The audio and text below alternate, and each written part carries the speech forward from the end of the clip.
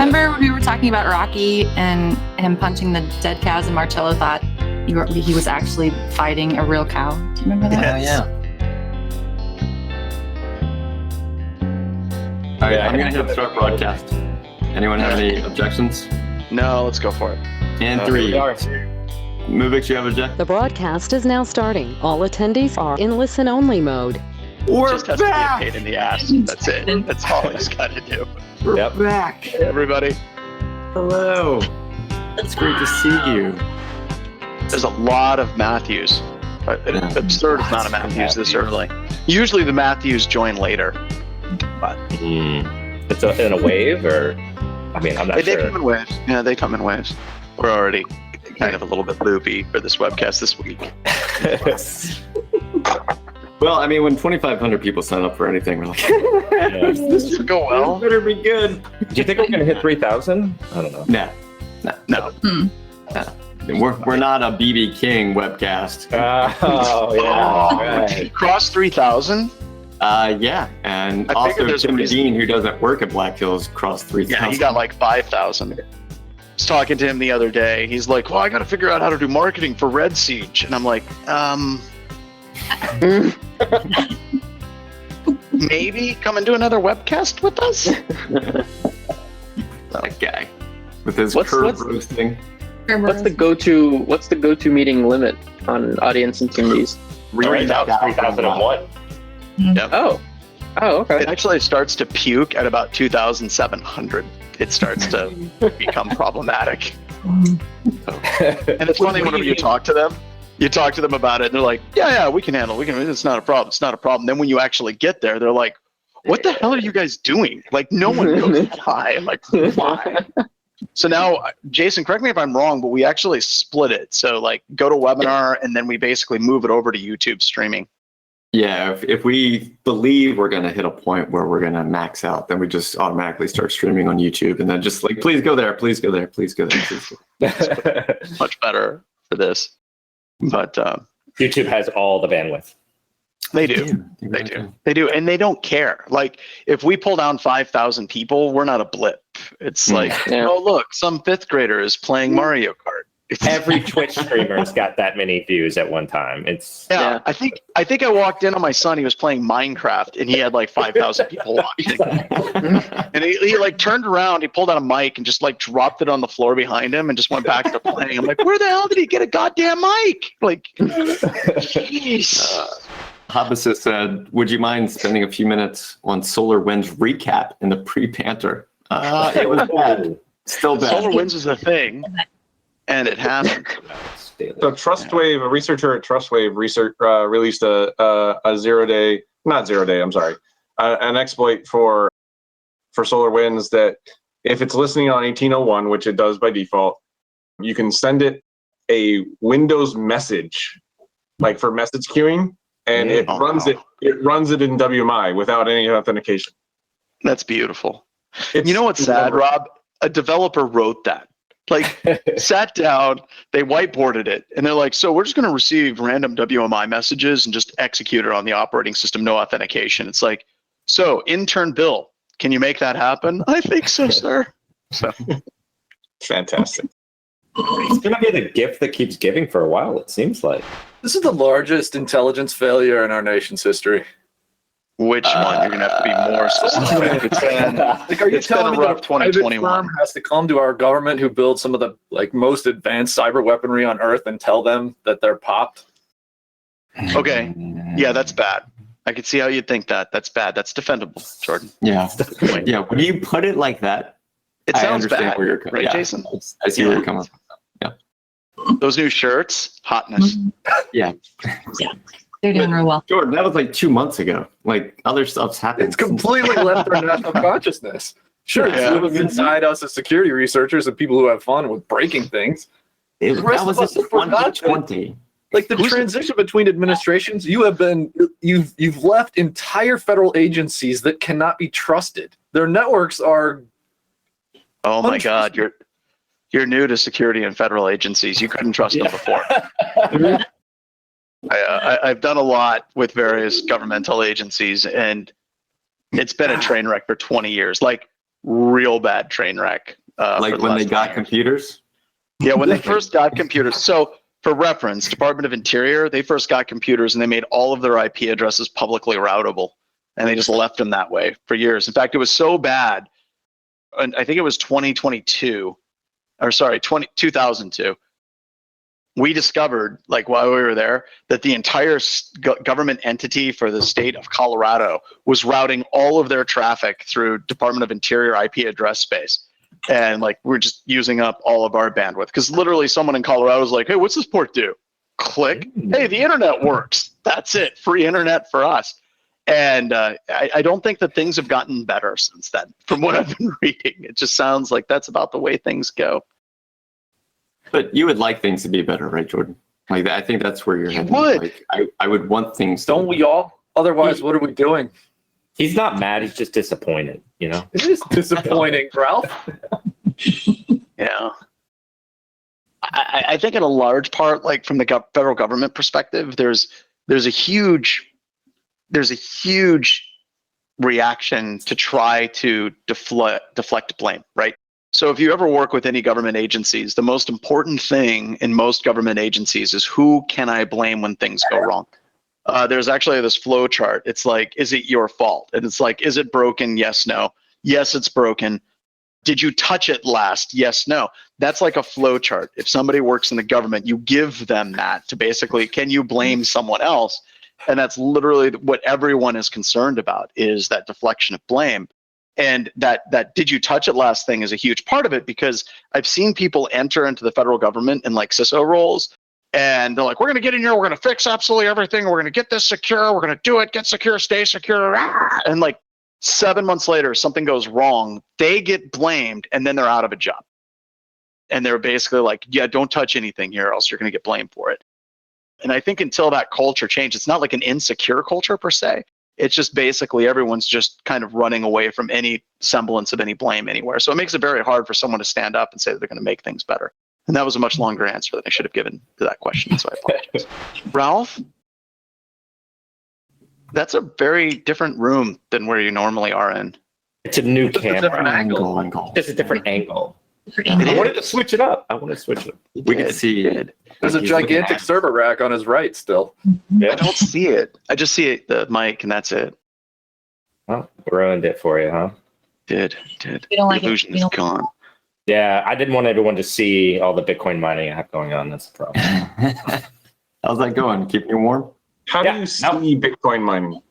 What's up? How do you see Bitcoin mining? Lights. I don't. Lights. Lights. Clicky. Gotcha.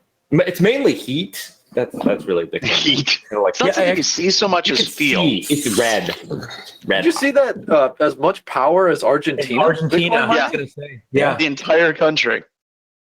The So whole you're I saying don't see a problem with that. It seems sustainable.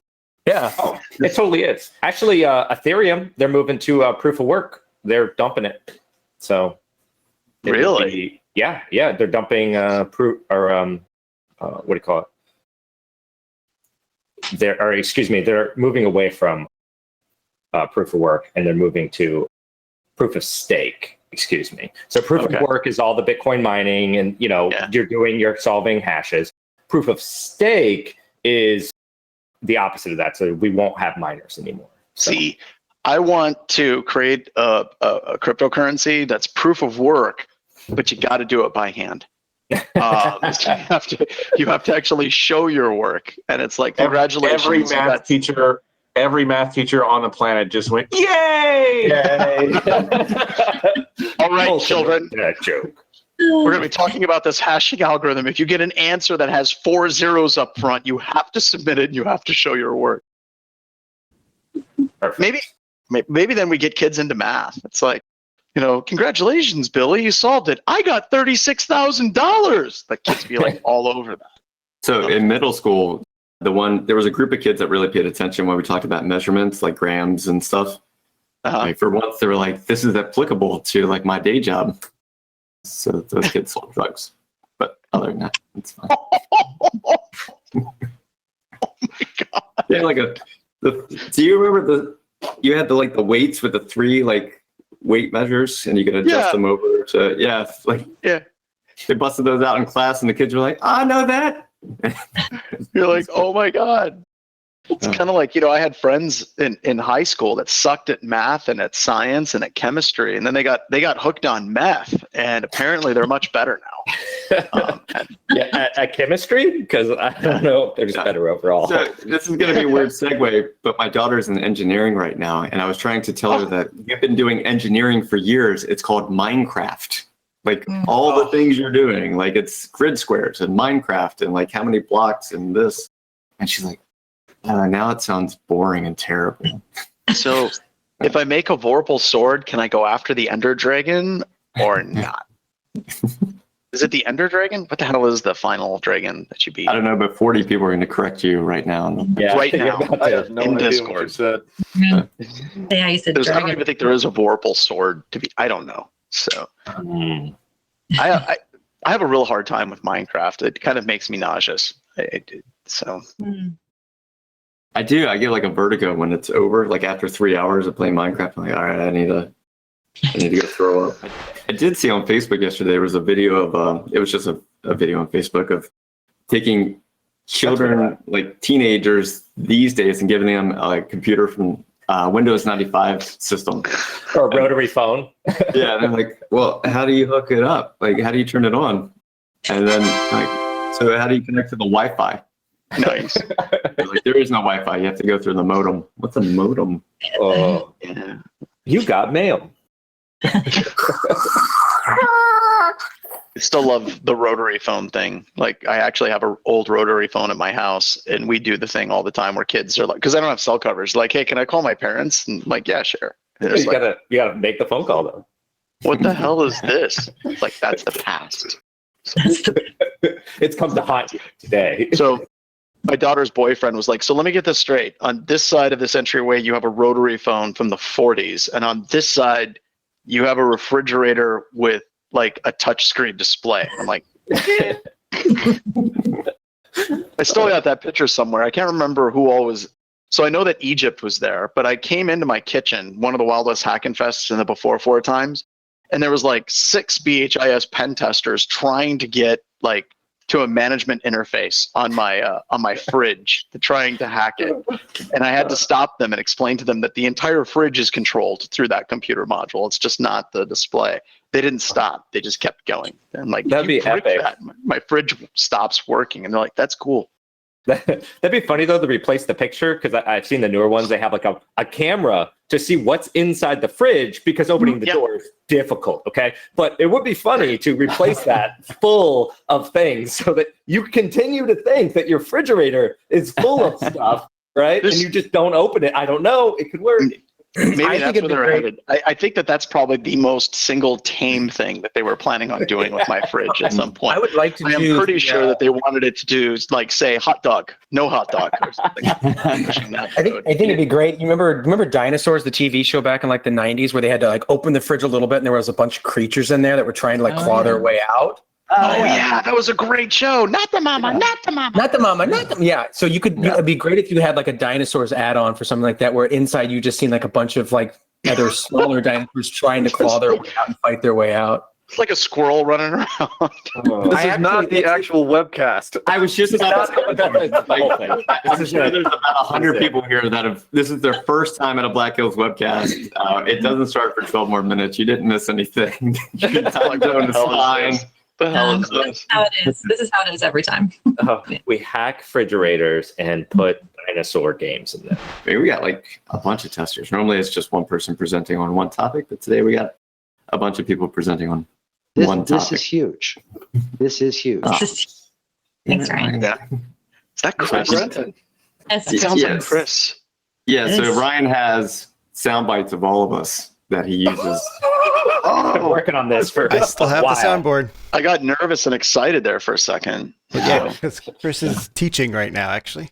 If you're new to Black Hills Information Security, this is called PreShow Banter. We do it every time before a webcast because we show up early because you show up early. You show up early because we show up early. It's a vicious cycle. So if you're just joining us, we've been here since 4 a.m. Yeah, So I was going to started in It's been a That's long to time. accommodate all the time zones. yeah. Yeah. And we're ready. All right, everybody. Hello, welcome to today's Black Belt Information Security webcast. It is the Sacred Cash Cow tipping. We do this every year. It's an annual occurrence. John will tell you why here in a few minutes. But if this is your first time on a Black Hills Information Security webcast, thank you so much for being here. We are on Discord right now. We're in the Black Hills Discord. If you would like to join us for commentary, posting GIFs, things like that, or not, some people will say, wow, that's a lot of information and it's completely distracting. But whatever works for you. We have a lot of people here today. John will introduce them all. My name is Jason Blanchard. I go by Banter Crashland. And if you ever see me, I do job hunting live streams, but that's something different. But if you need a pen test or anything, you know where to find us. And John, it's all yours. And I'm going to go off. Thanks. Bye-bye. Appreciate it. Thank you so much for joining us, everybody. I'm joined by an illustrious cast of characters going through as I can see them. And we have Marcello on, Byte Bleeder, who I'm sure has angered at least one or two security vendors in his career so far. We'll be talking a little bit about that. We have Ralph. Ralph has got a couple of techniques and some cool projects that people may not know for endpoint security bypass. We have Jordan, who has literally been using the exact same technique for the past 4 years in the hopes that deep down it will stop working. And I'll talk about that because that's an important point of what we're discussing. And we have Rob, who is going to be talking about a couple of additional techniques and approaches. And I like Rob's section because it's less about here's a specific thing that works, and it's more about the artistry and some of the things to try to kind of get your head in the right space for bypassing endpoint security. So I wanted to talk about why we're doing this, right? Because we've been doing this for a long, long time. And I think that there's some misunderstandings around why we do this. So first and foremost, we have people all the time that come out and say, well, you're just doing this as stunt hacking for marketing. Correct. You nailed it. That is absolutely part of what we're doing here. And I'm not going to sit here and pretend that that's not part of what we're doing. However, if you've been around BHIS for any extended period of time, you know that things are a little bit more complicated than just, hey, we're going to do marketing stunt. There's actually some lessons to be learned here. And one of the key lessons that we've been talking about for years and years and years in this industry is there's this tension that exists between reality and what vendors are telling you. Vendors are constantly telling you in this industry that their product will stop all attacks. They're going to shut down all hacks, zero false positive guarantee.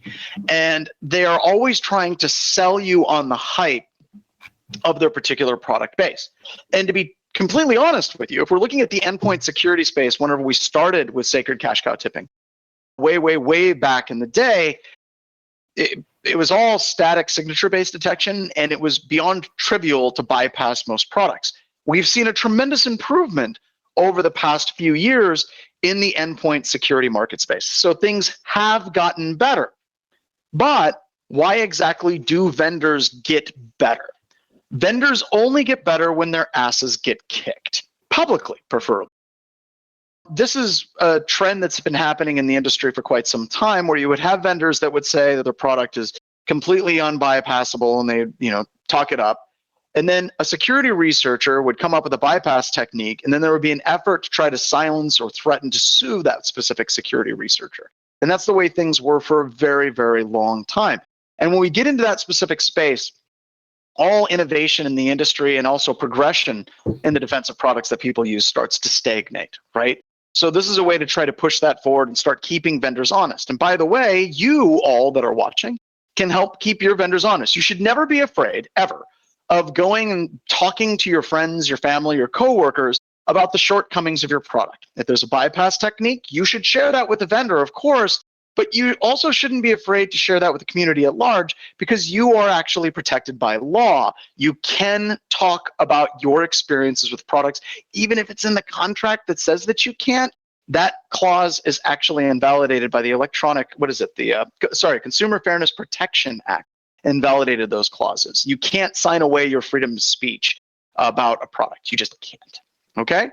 So that's one thing. We're trying to make the vendors better. And there are vendors out there who are fantastic to work with who weren't before, but now are really good to work with, because they realized it's much better to be working with the offensive community than trying to constantly silence us all the time.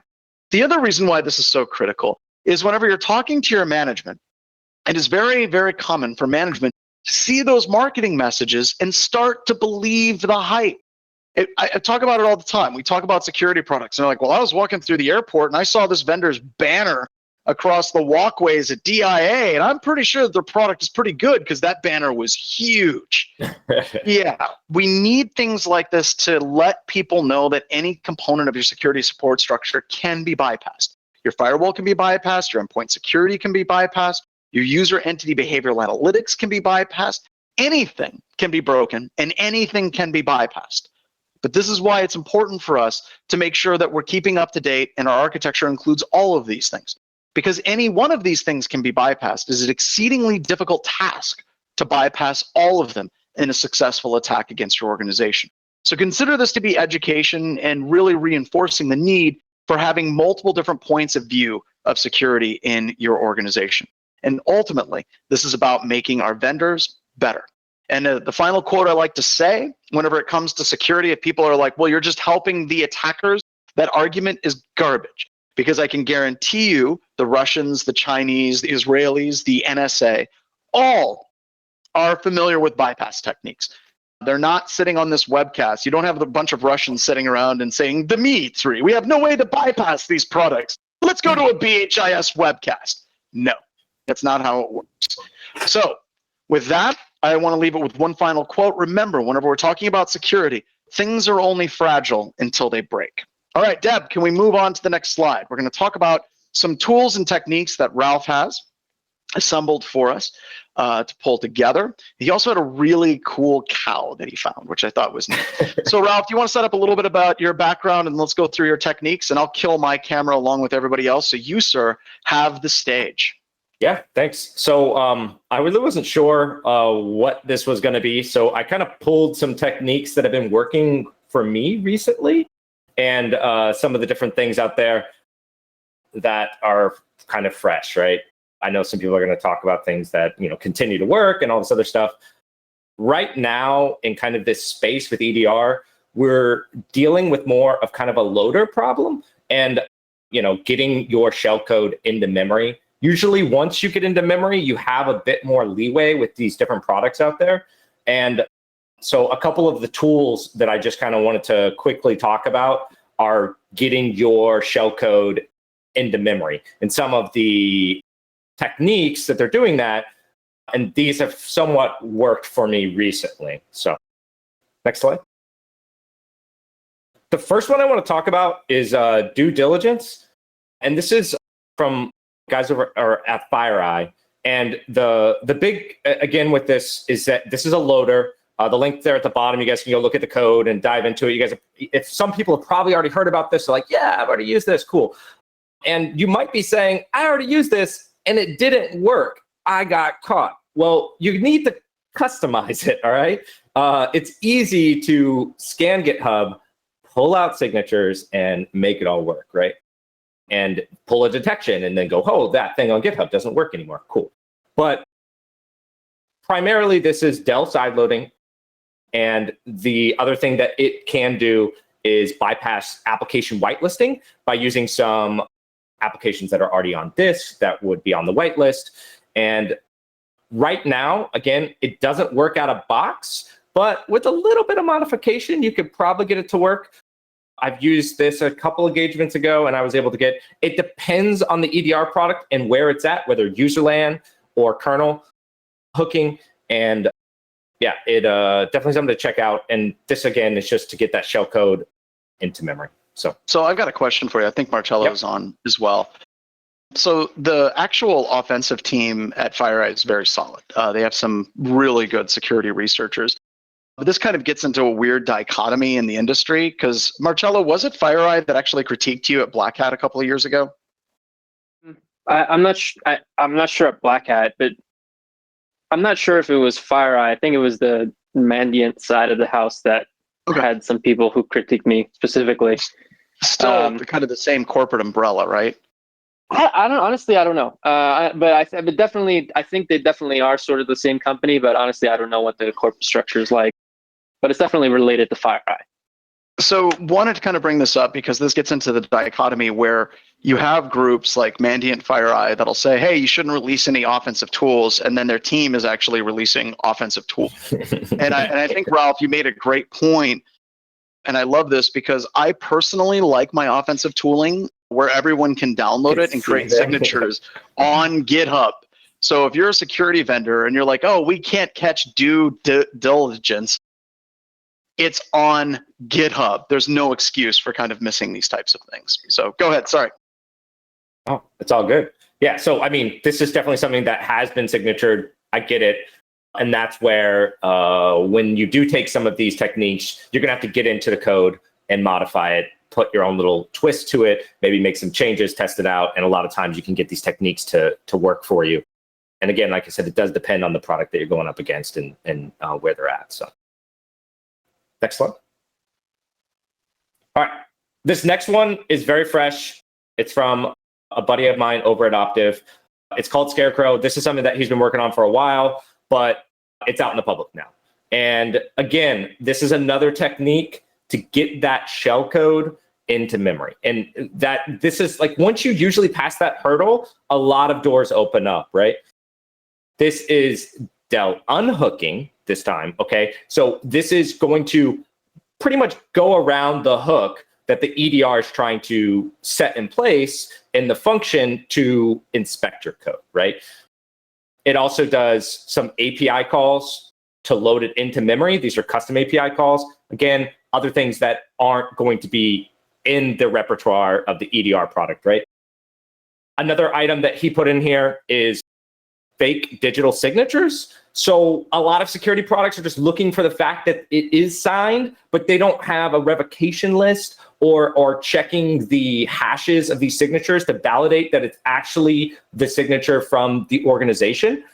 So another quick way, it's kind of like these binary checks they're making to say, hey, this has been signed. It is better, even though it's not a real legitimate signature, but it says Microsoft on there, or are they just reading the name off the signature, or whatever it may be, right? So not validating it, right? So this currently does work out of box. It's pretty new. Again, it depends on the EDR vendor. So I'm sure someone's going to go run it and go, oh, I got caught. Well, it's out in the public. So I'm going to be surprised if it's not getting caught within the next 3 days if, these EDR vendors are not doing their job. So get ready to make modifications. But the techniques inside of here are very solid. And how the idea of unhooking is definitely moving forward. And you're going to see more EDR evasion or techniques to bypass EDRs in that realm of unhooking, including post-exploitation unhooking. So we're talking about tools that are reading LSAS that are actually unhooking the EDR so that it does not see that you're actually reading LSAS. So, I mean, a lot of this stuff is moving forward. The EDR vendors are creating a world where we have to kind of do this, right? So, adapt, change, overcome. And the other thing that I think that this one shows is if you actually look at how like a lot of advanced endpoint products or EDRs work, if we're looking at anybody that utilizes artificial intelligence, you hear that all the time as a buzzword. Usually what that means is they're using a weighting system across multiple attributes of a particular executable. And once that weight has tripped over a certain number value, then they actually alert. So if you're talking about DLL unhooking, you're basically blinding the EDR, which is something that we've been doing for years, all the way back where you could actually migrate into the carbon blacks process years ago, and then it would go blind. That's been a consistent trick. There's also been some people where they'll use NetSH ADV firewall rules to block the firewall on the host for actually talking to the endpoint EDR.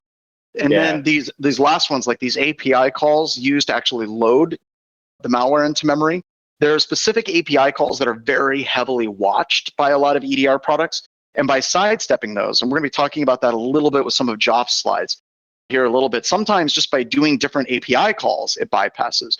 Digital signature, as Ralph said, just saying that it's digitally signed, sometimes that actually works. But the point is, if you're actually trying to get past some of these advanced products, it requires you pushing and modifying multiple attributes of a piece of malware in order for it to work. So you just can't go through and use ghostwriting techniques by messing with registers before they're XORed and cleared. You would have to do something like that with a digital signature with different API calls. And as you're changing more attributes of that executable, it's basically that weighting algorithm for the artificial intelligence isn't seen and it's going lower and lower. So just a quick note and point. So go ahead. Yeah, and so I was also going to talk to you. I didn't have a slide about this, but that is another technique that is super easy to do. And this isn't a bypass, but going back to that firewall rule, I've done this a bunch of times. Almost all the EDR vendors are cloud-based, right? So you're not running an on-prem, management console. It's all in the cloud. And so it's easy to get the list of all those IPs that used to be whitelisting. What you can do is use Windows Firewall. It's amazing, not super user-friendly, but it is amazing. And put all those IPs in there and drop them all, right? So blacklist all those IP addresses so that when you do run your code, they don't see anything. No alerts, no nothing. You ghost it.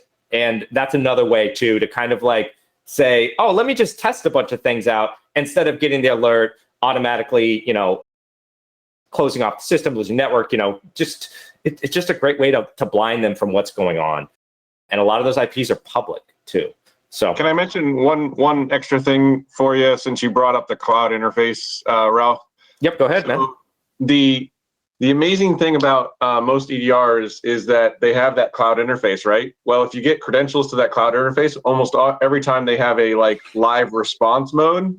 So, and they whitelist all of their live response tools. So you execute and you get creds to that interface. You execute whatever you want from live response. So a lot of organizations don't even have, or a lot of EDR systems don't even have logs of who did the live response or what it did. They just assume that you know what you're doing. We have two-factor maybe on the interface, and that So, and Rob, that brings up a really interesting question too. Something that I was playing with that was working last week. I don't know if it's going to continue to work, but I was playing with Velociraptor EDR. And the cool thing about Velociraptor EDR is you have full access to the file system, you have full access to PowerShell, you have full access to cmd.exe, you have full access to the registry, and it's there as a security product to query the operating system to see if it's actually compromised. Well, I noticed like at the time, just some of the antivirus engines that I was playing with looked at that and they're like, no, this is cool. This is actually a forensics tool, even though it looks and acts like a really full-featured backdoor as well. Yep, exactly. Almost every security product also can be a C2 because that's what they are doing these days. All right, next slide. All right, so this one is RDP. Sorry, I'm not sorry. So this is not a bypass technique, but it is something that I've used a lot. And, really, once you've established some access to the internal environment, using RDP to just move around is amazing, okay? It's Microsoft approved command and control. It's already on most systems. I get it. These workstations are going to be a different animal, but I'm mostly looking for servers. Very low detection rate. It's easy to get, hard to detect, right? It hardly ever has two-factor, even though I have seen that on some deployments. Well, you'll log in, you'll have valid credentials, and they will present you with two-factor, something along those lines. And so that can definitely prevent you from moving or using that as your avenue. Moving files, copy, paste, it's a great management platform because that's what it's for, right? And EDR is not going to detect that you're using RDP because that's normal, right? And it's also just a great way to get on a box, see what's going on as that user. I get there's a lot of prerequisites for using RDP, and this is not, something that's first going to happen, but it is a great way to be like, hey, well, I could just use this as a native tool and make access happen. So I just wanted to bring that up. And I see this one used in conjunction, like you're talking about prerequisites. I see this used in conjunction in a lot of our tests where testers will use Plink to establish a reverse SSH session off of that system so they can basically forward to gain access to the RDP interface. And with Microsoft, installing SSH more and more on systems, Many times you'll have to actually use this in conjunction with something else to get access to the RDP port remotely. So you're right. It's you got to have a handful of other things to actually make it fly, but those things aren't hard, especially if SSH is installed on the system. And Jordan's going to talk about Windows Subsystem for Linux a little bit later. You can actually set up those port forwarding rules to make it pretty easy to get that full GUI desktop. Yeah, and I've been on a bunch of engagements where it just really moved to this. Like I already had these credentials and I already found out that I had, for example, what do you call it? Local administrative privileges on the system, so I could RDP. A lot of times it lines up more often than not before I got an actual shell or tried to execute code custom that will definitely cause an alert. So I just thought I'd bring it up. It always is like my go-to when I'm just trying to be as quiet as possible. So that was all I had. Thanks, everybody. All right. I think Marcello's next, or was it? I can't remember. Deb, next slide.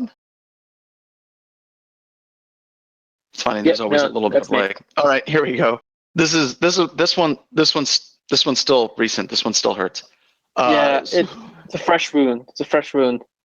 Well, and I want to kind of preface this. We're going to be talking about Sentinel One, and I really, really like Sentinel One. I find them to be more responsive than a lot of the different vendors, and I kind of like their model where it isn't just seeing the malware per se, but it's seeing what are the follow-on activities to kind of build up a heuristic model of what this particular executable is doing. So, Marcello, do you want to kind of take this away and tell us a little bit about what happened with Sentinel One? Yeah, definitely. Well, I guess I would just preface this by saying that these two slides summarize around 2 weeks of pain, or 2 months, I guess, depending on how you look at the timeline. But essentially what was happening was that the default Python interpreter one-liner that you get from the web delivery module Metasploit, so it's just you fire up Metasploit, you go to the web delivery module, and you select the payload, and it gives you a one-liner that you're supposed to just execute on the host. And it usually does something with scripting languages. So like on Mac, for example, it gives you a Python one-liner that you can just execute with Python, and it's injected in memory, and it just runs a Python interpreter session. It gives you a interpreter session. So by default, on Mac, using just out of the box Metasploit with the web delivery module, nothing like no staging coding, I didn't mess with it at all. It just bypassed Sentinel One on Mac completely. And if you could go to the next slide. So basically what happened was that initially Sentinel One, the engineering team thought that there were multiple bugs in the backend. And they had a few bugs that they were tracking on their backend that could possibly cause the EDR solution, the agent on Mac, not to detect this. And they made us go through several versions of older agents just to confirm that it wasn't it, just to confirm that it may or may not have been the bug. And we went through that, and it still just flew by it. No alert, nothing. So what finally happened was the vendor actually put together a sprint team, quote unquote, across 3-4 different continents to get this fixed overnight, which is that's awesome. I'm not sure if they would have done this if it weren't for the client involved, but I don't know. I can't say to that. I can't speak to that. But basically put the sprint team together overnight to fix it, and they did. They actually, quote unquote, fixed it. Well, what they fixed was they basically just put a signature for the specific payload that I was using, which was the reverse HTTPS payload Python interpreter. So they just put a signature in their backend in place, and finally it actually detected it. Okay. But problem was that, again, like it's just a signature. So all I really had to do to bypass it was just to switch payload to any other payload, really, that wasn't a reverse HTTPS Python interpreter, and it bypassed it again. So and I just want to point out that just because something is expensive doesn't necessarily mean it works. Like it works, period, let alone like to a level that you'd expect it to work at. And also what's old is new again. At the end of the day, we're talking signatures here again, like absolutely 100%. Only now all these vendors are touting that it has AI. Like that's the only difference, where, going back to what Ralph and John were saying, where it's just different weight measurements in the back end. So it's just a bunch of if statements essentially. So I mean it's just the situation. The situation is a little ridiculous, honestly, to the point where a lot of these vendors are just touting this AI capability. And that's all for me. Cool. So next slide. And the other thing that I think is interesting, you talk about what's old is new. And, I remember back in the days whenever you would run Metasploit 2.7 and everything would get caught. And then they came out with Metasploit 3 and then it would bypass and then it would catch everything in Metasploit 3. But if you reverted your payloads back to the old 2.7 version, everything worked again.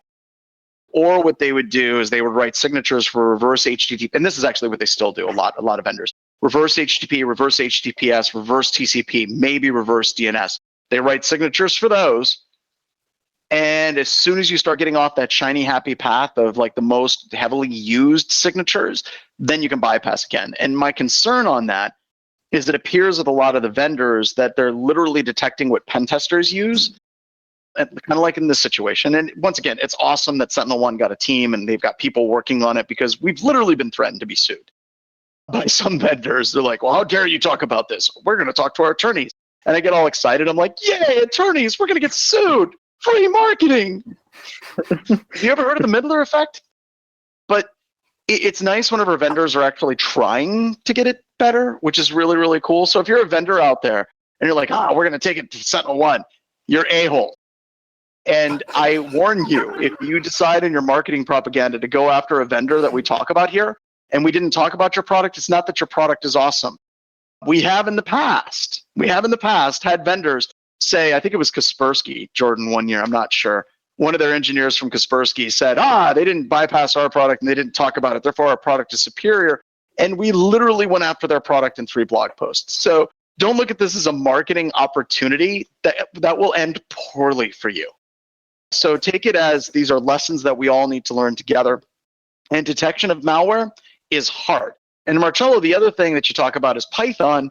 A lot of these systems, especially like Mac and Linux, have Python installed. Like that's just what's there.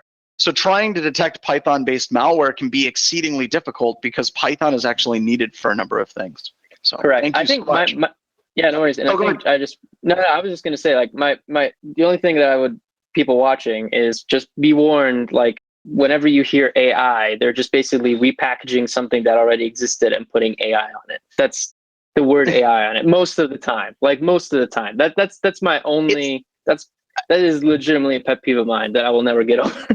It's literally a multi-point weighting system coupled with some situations with heuristics is literally what their artificial intelligence is. Exactly. But if you talk about Windows, doesn't Microsoft have like the closest to a legit artificial intelligence engine on the planet as they collect data from every single Windows 10 system on Earth? They have enough data. They honestly probably I wouldn't be able to tell you because obviously every one of these is a black box. But yeah. See, and that's why it's very difficult for any vendors, especially now, to enter the space and say, we're going to use artificial intelligence. Artificial intelligence is only as good as the data that you feed into the weighting algorithms, period. So if you are a smaller company, it's very easy to bypass those weighting algorithms and confuse them. Whereas Jordan just brought up, if you're Microsoft and you have billions of freaking endpoints that they're feeding data into, those weighting algorithms tend to be far more accurate. And that's just the nature of artificial intelligence. Air quotes. Artificial intelligence and the way it actually works. Because Marcello's right. It's a lot of if-then statements and, like I said, weighting as far as what they're actually seeing and how these things correlate with each other normally for process and network execution. And you can see some abnormalities with that. So, all right. Anything else, Marcello? I think that's it. Yeah, I don't think you want to challenge as a vendor anybody on these calls because Marcello's going to sit and do some research and find a way around. So, your point, John. But I think that goes back to the earlier point, Jordan. Right? I mean, we've talked about this a lot. Any of these vendors can be bypassed. And once again, if you're a vendor and you think that if your product is completely impossible to bypass, you're delusional and you're going to hurt your company at some point. You are. It's kind of like we go back to Cylance back in the day, and your technique, I think in 2018 and 2020 or 2019, we were bypassing silence with Windows Subsystem for Linux, which you'll talk about in a bit more data. But back then, silence was literally saying they could stop all attackers, the unbelievable tour, whatever they were calling it, or the Unreal tour. And their entire tempo shifted. And with these things, and now they tend to be a little bit more tampered down with their marketing, and their engineering team is a lot better to work with. So there are examples of where this can actually work. So yeah, setting up this one, Jordan, this is ridiculous. I think this is probably the longest running bypass technique in sacred cash cow tipping history. So. But is it? Are we bypassing anything? Is EDR's job actually to look into the subsystem? Because it appears to me that it is not, right? It's blind to this space. It's just, it doesn't look there. And but isn't it like this huge? That's a massive blind spot. For those of you that are listening or don't know what we're talking about Windows Subsystem for Linux, specifically Windows Subsystem for Linux 2 would be the better one because you have the full network stack, and it's basically running an entire Linux kernel, kind of in virtual space. But that Windows Subsystem for Linux has full access to the entire hard drive of its host operating system with little to no // Yep, it's under mount, right? So with this, I don't know, Jordan, why do you think that this isn't necessarily their place? Go ahead. Give us the next slide and I'll talk through a little bit more about this. So that previous slide looks familiar because we've done the same thing for 4 years running. And what do? We go to our MSF console, we spin up an ELF file with all defaults, no encoders, no shenanigans. We make it executable and we run it. And we have access to the C drive of this system remotely. It's as simple as it's embarrassingly simple almost to establish C2. Last year I used Meterpreter, this year just Shell. So I don't even know what to say about it. It's painful and it's embarrassing. And the closest that I've seen a vendor come to detect this is Defender. Like you actually did talk about Windows Defender settings. If you're actually running, like for example, you talked about Kali Linux. The Kali Linux instructions for Windows Subsystem for Linux 2 actually go through and they specify that you have to disable Defender protection for the files that make up the file system for Windows Subsystem for Linux. Because if you want Kali large. Yep. Yeah. Huh? If you want Kali large and the full install, yes, you've got to turn things down.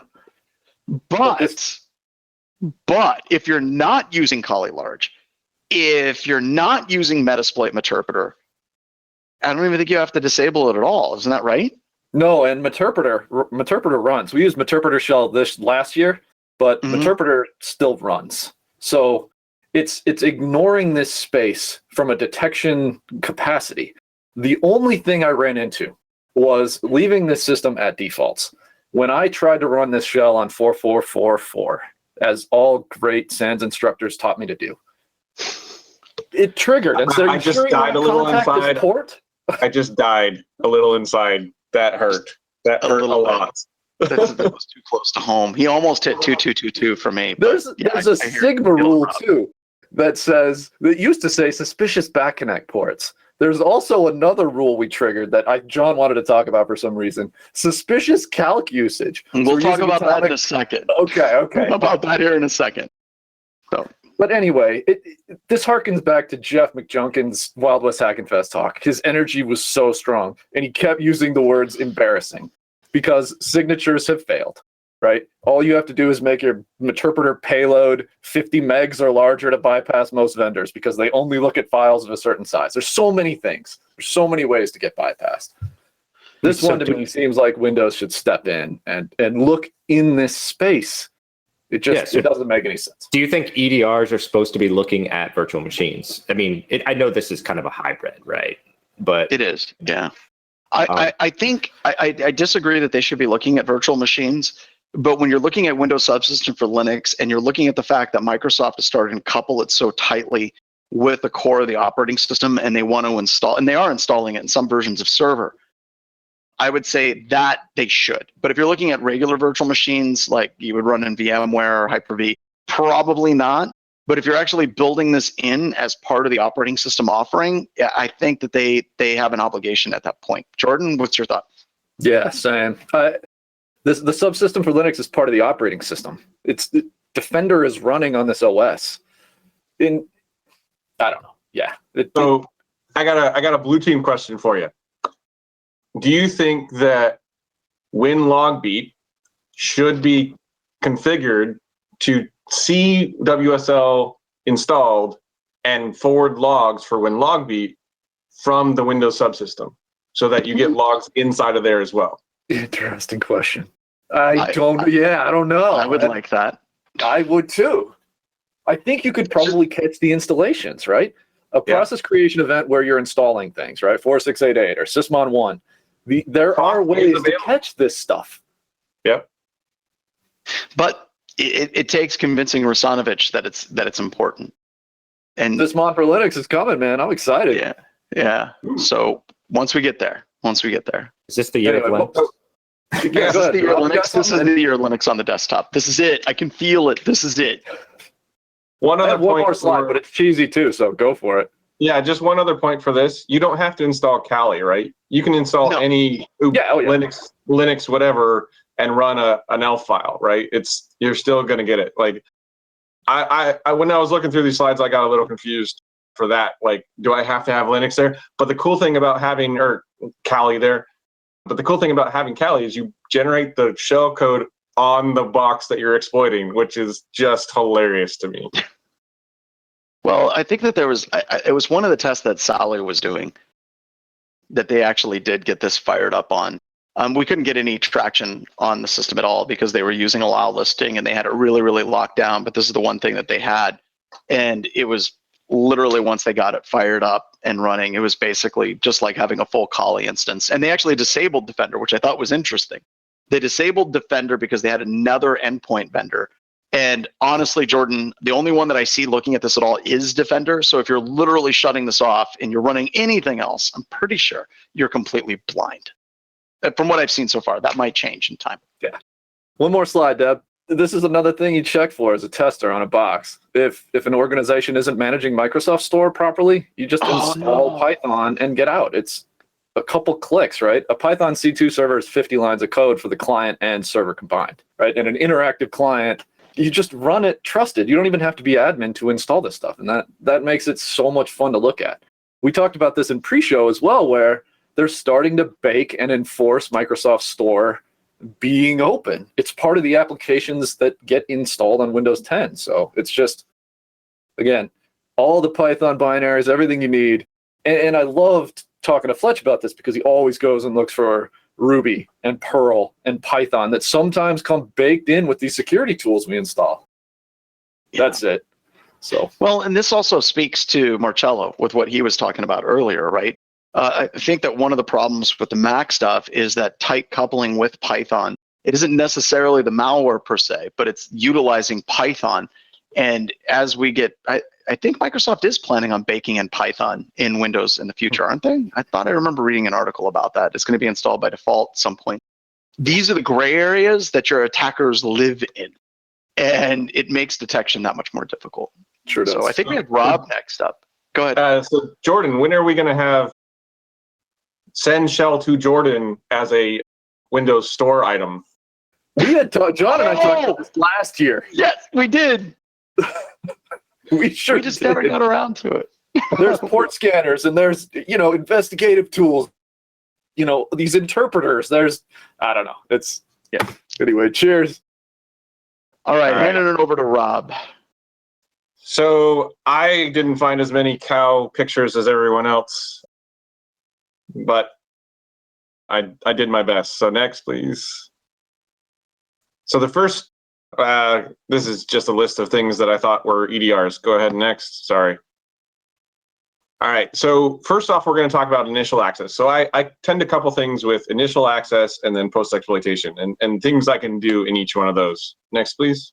So the first thing, and I know Marcello is going to come on because I think he added the hipster line. But the first thing is a lot of EDRs aren't really up to date on the newer programming language. And with Golang and Rust, you can build all kinds of Windows executables and DLLs and all kinds of stuff out of them. So like you can still do a lot inside of Golang and it just doesn't see it. Like it might prompt you to run, but like I still can run.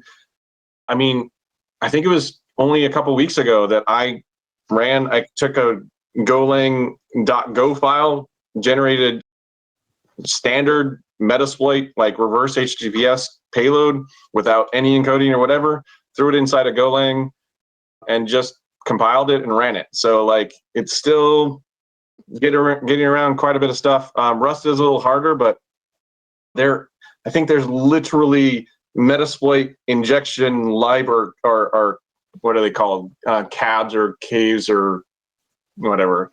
Inside of Rust they have I forget the name of it. It starts with a C. Carts or something like that. Anyways, so there's Crates? libraries inside of Rust to add Metasploit into it. Like it's super easy these days, and EDRs don't really see them. Also, a lot of malware is still written in Delphi for some reason. So if you, for some reason, remember how to program in Delphi or can find a compiler in Delphi, you can still get around EDR quite easy. And Marcello, if you want to talk about NIM, I honestly don't know much about it. So if you can jump on and talk. Yeah. I mean, I think, Rob, just going back to what you were saying, I think you were looking for crates. Is that what you meant by the? Yes, crates. Crates. Yeah. Gotcha. Okay. So yeah, NIM is awesome, and I've been doing a lot of research on it lately. But essentially, it's one of these languages that tries to sort of abstract C out for you, so you don't have to write C, but it actually does compile to C. So if you look up NIM, it's like Python syntax, but it actually just compiles to C, so it doesn't go through like Python runtime or interpreter or anything like that. So one of the main benefits. You compile from NIM to C, then you compile C to Windows executable. Correct. Yeah. And one of the great and like NIM is in the same category as Rust, sort of. It's definitely not as mature as Rust, however. But like out of the box, like the cross compilation is beyond easy, sort of like Go. And you can interface with C via its foreign function interface. So that's what you're looking for. And that's what you're looking for in the language when you try to create malware. When you're trying to create malware, is how mature is its foreign function interface? Can it interface with C? And all that sort of stuff, and binary size. And one of the main benefits of NIM is exactly this, that the binary size is super small because it compiles to C. Cross compilation is super easy, and it can come and interact and with that C as well. compilation. And I think that compilation is probably one of the key steps for these products, right? Whenever you're running Go, or you're running Rust, or you're running NIM, whenever you use a standard compiler and you have tools that do reverse engineering or they decompile, or even just simple reverse engineering, looking at procedure preambles inside of a compiled executable, they expect that to be in certain places and look a certain way. Whenever you run with Golang, or you run with Rust, or you run with NIM, it kind of screws that whole thing up when you use a different compiler. So any of the tools that are actually looking inside of an executable are looking for specific things in specific areas. They're not there. Like it wasn't compiled inside of Metasploit, or it wasn't compiled as part of Visual Studio. It was some kind of weird janky compiler, and sometimes that's all that you need is just a different compiler.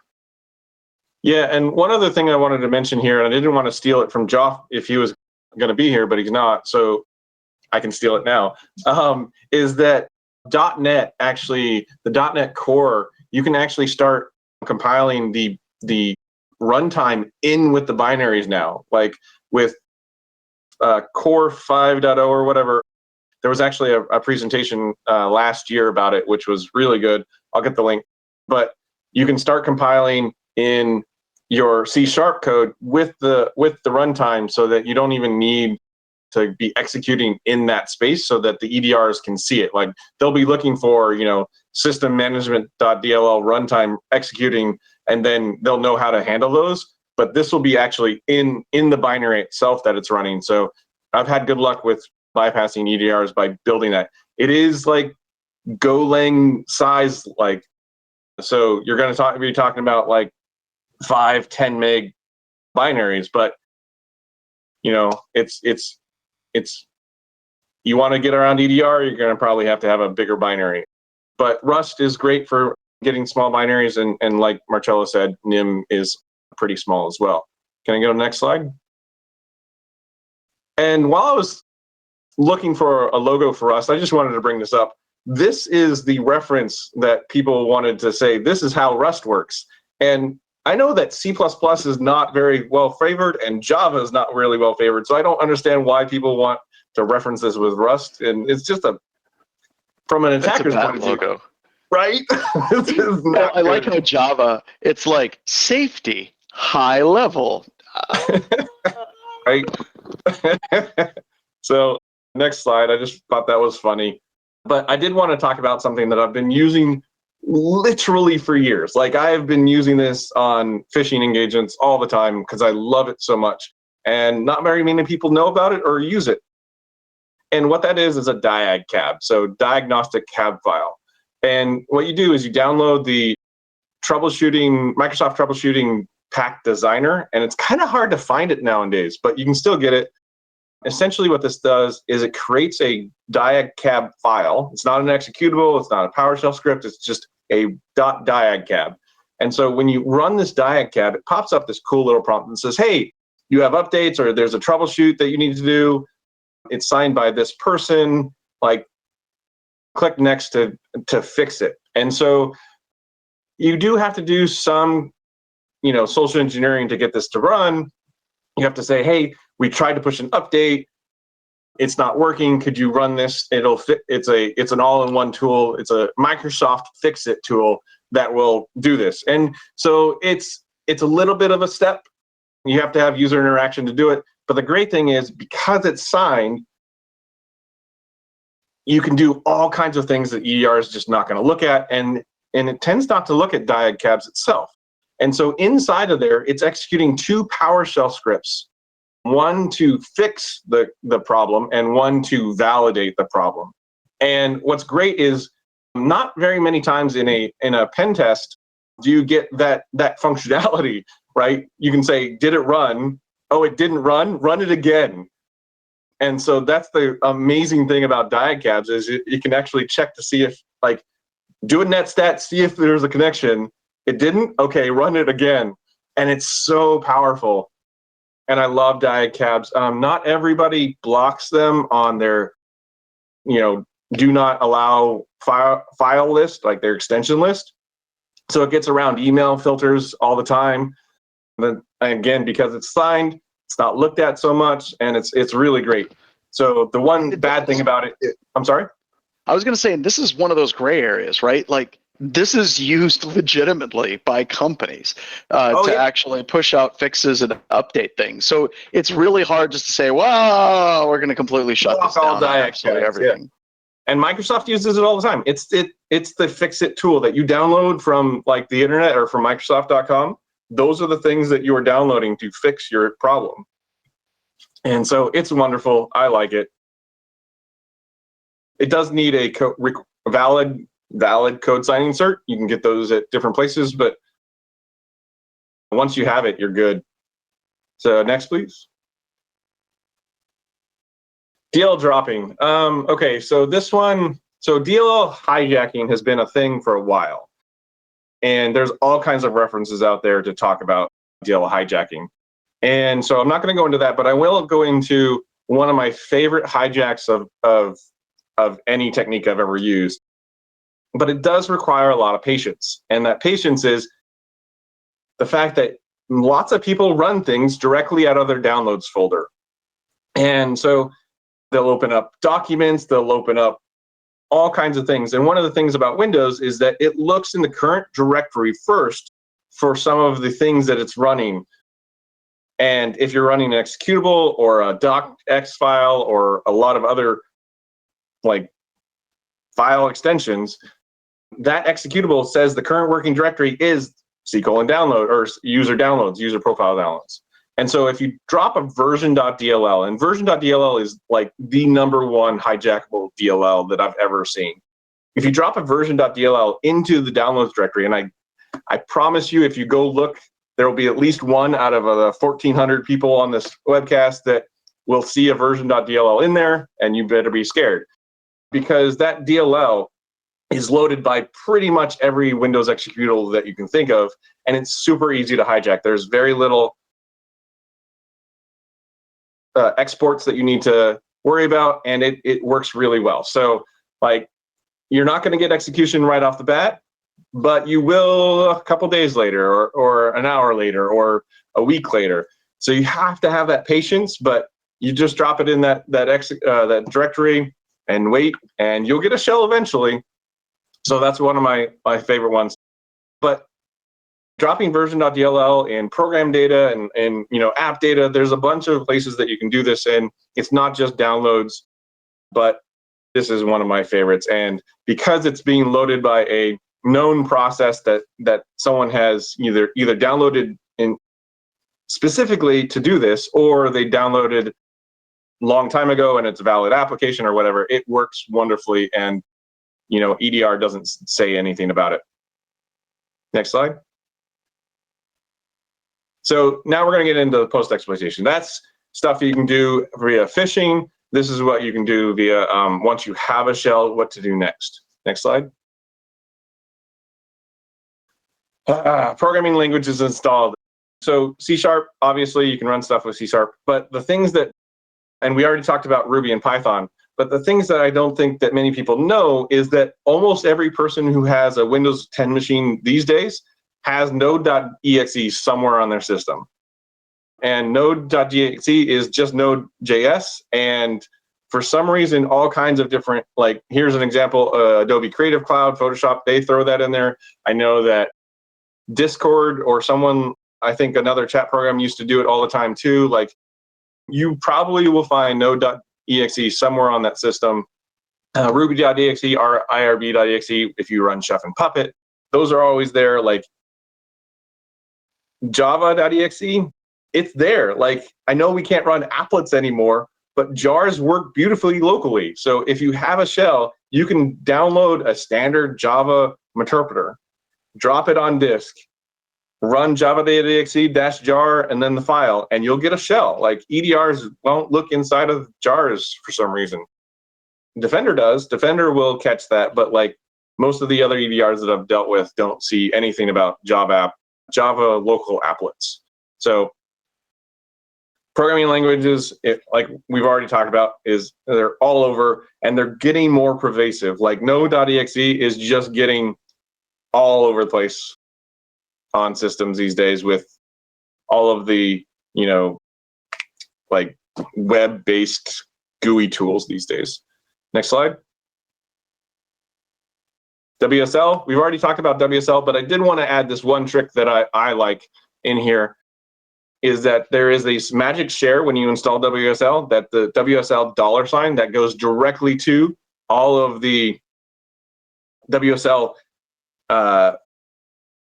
file folder extensions, what are the file system, and all you do is edit the cron tab via like Notepad or whatever, and then the next time you have WSL running, you get the script running. And it can, the cool thing about WSL scripts, like I can't believe that I'm saying this, but like rc.local or crontab.hourly can run calc.exe and it works. And so like you can run high five, right?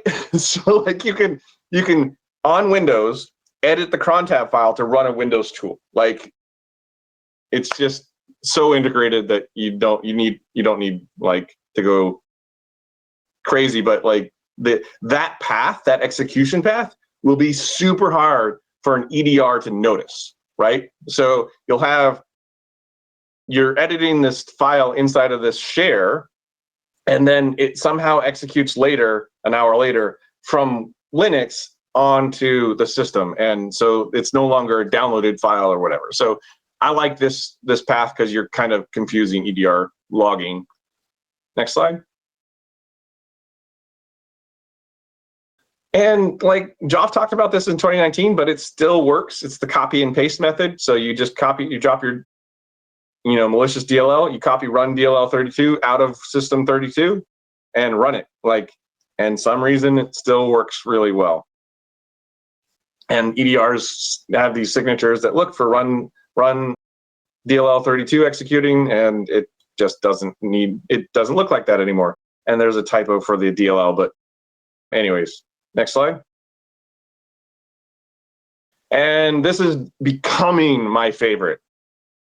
And so malicious text editors, I know that SolarWinds actually had this same problem with the Visual Studio stuff, but malicious text editors are becoming my favorite kind of persistence / shell, because they come with all of these programming languages built in. So like Sublime, Sublime Text has Python in it, and all you do is add into these Python files inside of the Sublime lib directory inside of app data, and it runs Python. So you just add your own Python, tell it not to be blocking, and you have code anytime they run Sublime.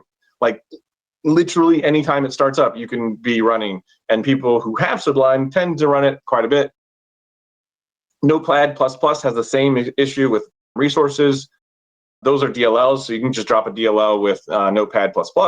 Visual Code or Visual VS Code has extensions. Those are all C# for the most part. I think they have others, but it's super easy to just drop the prescribed text editor tool binary and have it execute your stuff later, or just run it yourself. Like if you're looking to get a shell, all you have to do is edit the package for Sublime Text, then run Sublime Text. It's going to pop up on their desktop, but they have it installed, so they're not going to think anything of it. They might close it, but you're already running, so you're good.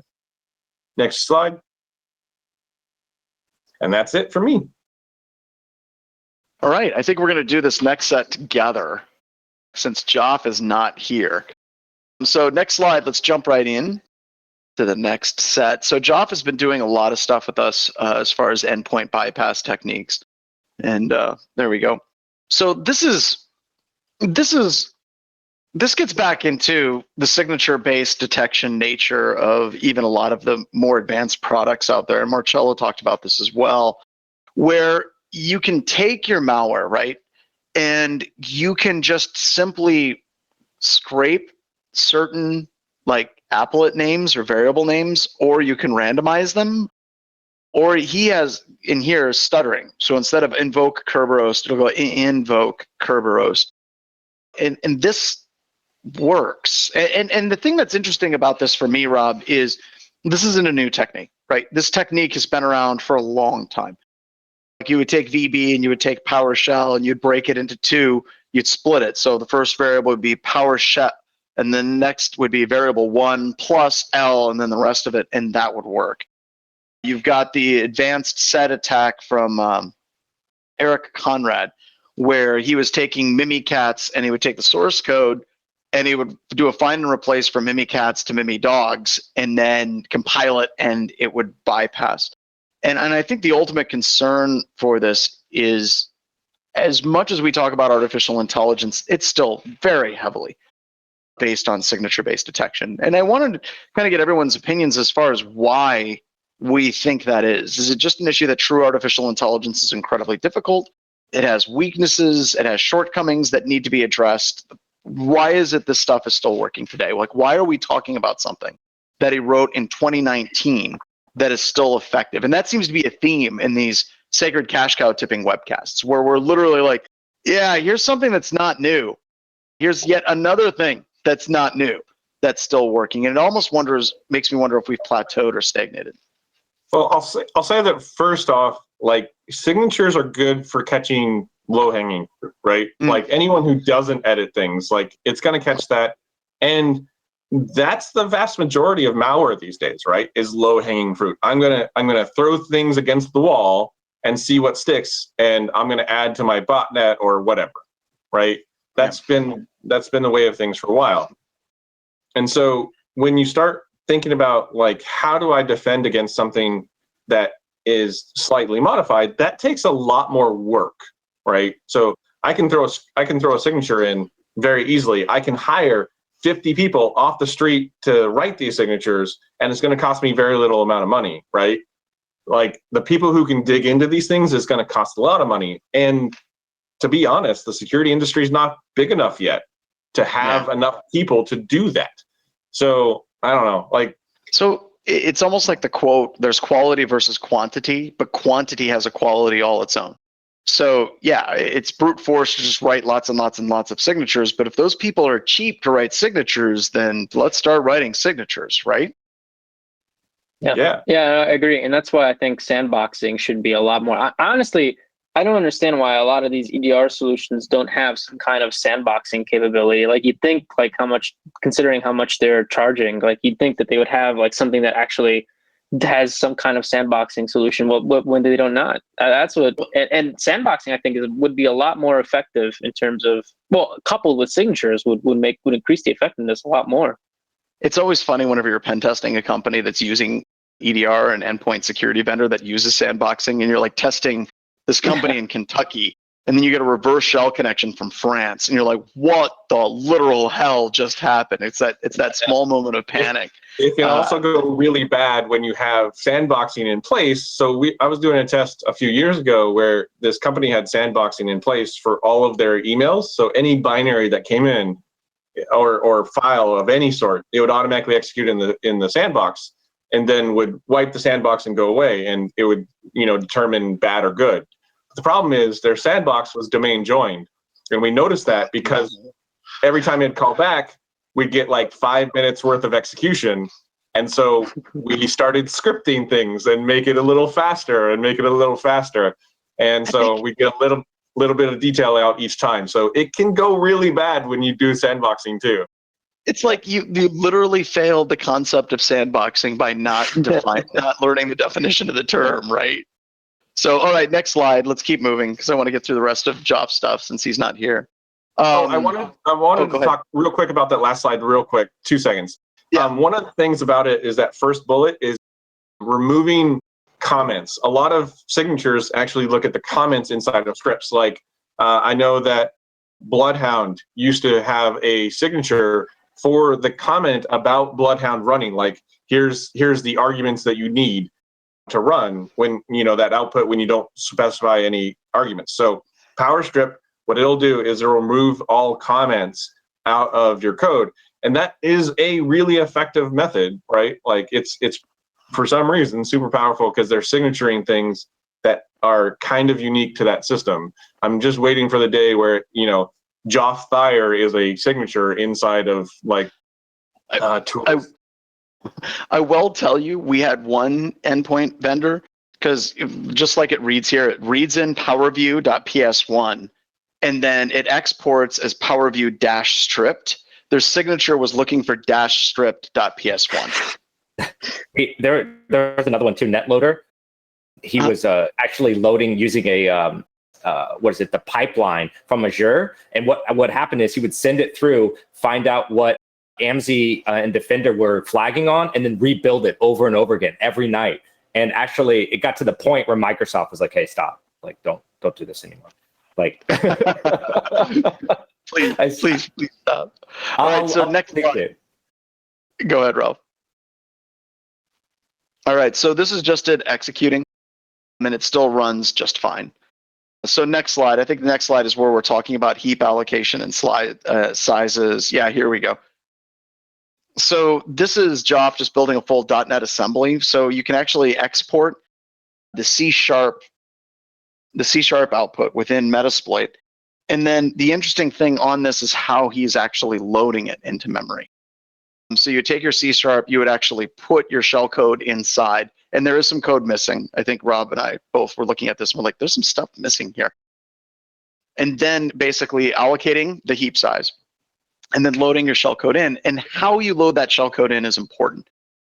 So you have in this particular one, what did we decide? It was in get delegate for function pointer was the interesting function on this, unless I'm mistaken, Marcello. Yeah, so he allocates the memory with heap allocate. Then he copies his shellcode over into the heap with marshal.copy.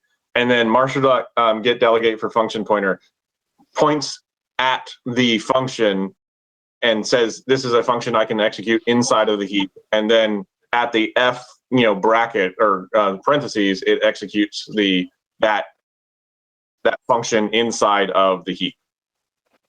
Okay. So now this one did get caught. I don't know if anybody on Discord knows why this particular one got caught the first time it was ran. But this particular one was caught specifically because it invoked calc.exe. That was it. We actually had some people that we were working with. Yeah, just basically, as soon as you run anything that needs math, people are like, that's hacker work. And as soon as the command was switched away from calc.exe, then it started executing. And Jordan, you said that there were actually some Sigma rules that were published that basically would fire almost any time someone would run calculator on a Windows system. Yeah, back in Discord now. I think it's been removed from the primary Sigma repo, but it still exists residually in the downstream repos. So a lot of people pull Sigma, fork it for their own use, and so there are still some suspicious calc.exe rules that trigger. Yeah. So you want to do math? Sorry. Yeah, that's going to be an alert. Isn't that why Windows removed calc.exe or calc from its system now? Like Windows 10 doesn't have calc by default anymore. Yeah, but it still starts. You run calc.exe, it fires. So they're basically fires up the Windows store. It fires up the Windows store that says, "Would you like to install calc?" Yeah, because clearly we don't need that in part of our operating system. So we thought that was kind of funny. And there was also some XOR shenanigans that aren't in this particular slide that were added in as well for obfuscation. So next slide. I think that we have one more, or are we done here? So there we go. So that's him actually going through and executing it and making. This is awesome. No, so this is a different way. So this is a different way. Oh, okay. Yeah. So this is running pretty much. You can actually load any DLL this way inside of PowerShell. So you get around needing to run it in like run DLL or something. So this is PowerShell just loading that assembly and reflectively loading it into memory.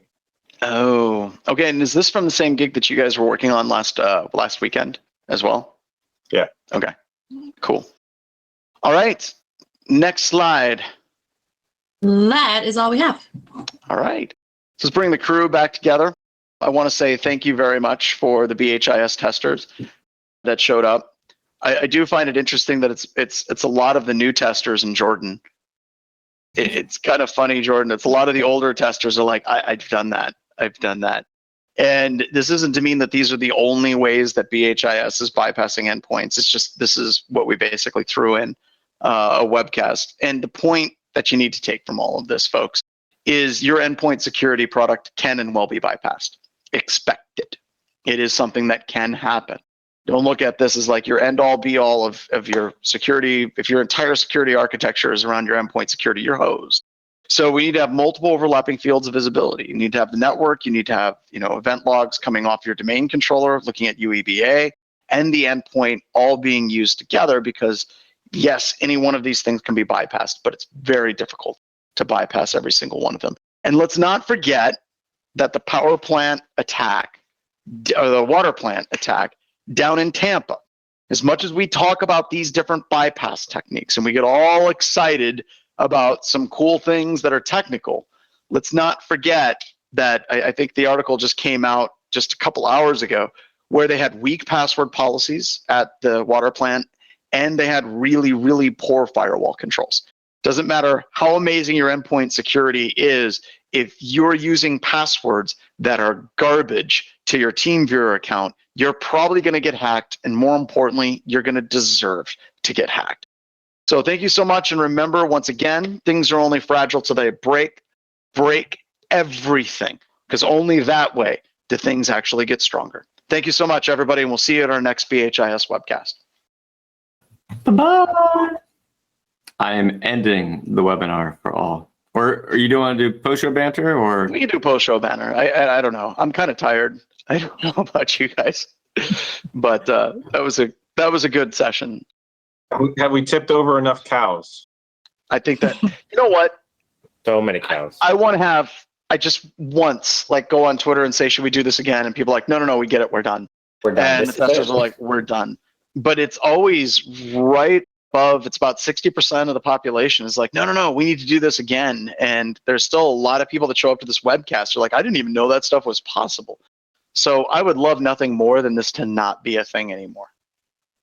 Yeah, we even have a playlist of just Sacred Cache Cow tipping on YouTube, where you can just go back and see it every year for the last 5-6 years. I did. I did it just so I could like see what stuff has already been talked about. That's why I have like all of my stuff has already been talked about. I'm surprised this hasn't like gotten us banned from YouTube. Oh. I mean, it's probably because we have a name like Don't say Sacred the bad Cash Cow words. Tipping. If we were like antivirus bypass techniques for the busy pen tester, that would probably. Don't say hack and don't say attack. Those are the two that gets you. keywords. And also, like in the description or in the like title, yeah. But if you say educational in the title, it gets you bypassed that. And so, another place that I help with is adding educational to all of our show titles. So the new one's going to be how to bypass YouTube's content filtering. Educationally. With All right, I see where much we're going. education. Yeah, it's like, hey, like John, you're blocking the Secret the wrong- Cash Cow, it got flagged. Yeah. We knew it. It was Real just meta a right matter now. of time. It was just a matter of time. Oh, we monetized our channel? Oh, we're cool now. Oh, Now it's fine. yeah. Now it's fine. We'll have to start our own BHIS tube. That's our Did you like just say someone posted that. Someone posted that in Discord. That's Yeah. going to be registered in like 2 seconds. Like Yeah, we're not exactly. It's not gonna happen. Hold on. Let me get it. blackhillstube.com. Domain squatting. Here we go. It's like that it's like sounds red really tube, bad. but for geeks. Oh, I don't want that visual. I really don't want that visual. Oof, that was a good ending. No, Yeah. and we'll host it up on Amazon because there's no way Amazon will ever shut anybody down. Well, Yeah, what do you have to do to get shut down on Amazon? I have an idea. Aren't they like the #1 destination for Cobalt Strike beacons? Absolutely, Yes. number one. Yep. by far. In So- fact, Why would you put anything anywhere else? DigitalOcean works really well too. No, Azure is my new favorite pick, right? It's Yeah. an up and comer. They really haven't caught on to domain fronting, and they also are support 4 different CDN providers, so you can really have fun. They've been More fronting indifferent is for better with Akamai domain for a front. while though, so I mean it's really cool. You can go buy Akamai service from Microsoft, but not Akamai. Yeah, no, you have to call them. Like I was like, oh, where do you sign up for this? They're like, no, call us for pricing. I'm like, okay, Okay. okay, it's not happening. What do you guys do? Backdoor shells and hacking? As a All right, service? well, here you go. Yeah. We're a game Timmy? card company. By the way, don't point that at any of your friends or at yourself. Go on, you little scamper. Ralph, I was surprised that you didn't bring up your EDR bypass that you're working on this last week, where it's like VPN in. Like, that works great. like that's the best EDR bypass ever, and you didn't mention it, and I was so sad. Like, I already I ran. feel like it's so horrible to say that. Just be like, well, I just VPN'd in and nobody detected it. It worked. right? I already ranted enough at the beginning, but that was one of the things at SANS, at the forensics curriculum whenever I left. I was talking about these are ways that we're actually bypassing and this is how we're executing. And you talk about VPNs and RDP and all these things. And like, are you guys talking about that in your forensics classes to the forensics curriculum instructors? And they're like, yeah, no. I'm like, why? That's hard. That's really hard. And I'm like, you still have a lot of stuff on analyzing malware files on disk. That's not quite how we roll. Like, why did you do more memory now? Yeah, that's hard. That's hard. It's I really thought it was hard. funny though. Did you ever end up joining it to the domain? I didn't join it to the domain. But what I thought was funny is I actually got a shell on that host because of the VPN. Obviously didn't have split tunnel, so I had to shell that host so that I could access it anywhere as it was on the VPN. So it was kind of fun. All right, folks. Well, I'm gonna get going. I'll talk to you all later. Bye. I'm gonna end the webinar. Thanks everybody. If you ever need a pen test, you know where to find us. And the Kill it with fire.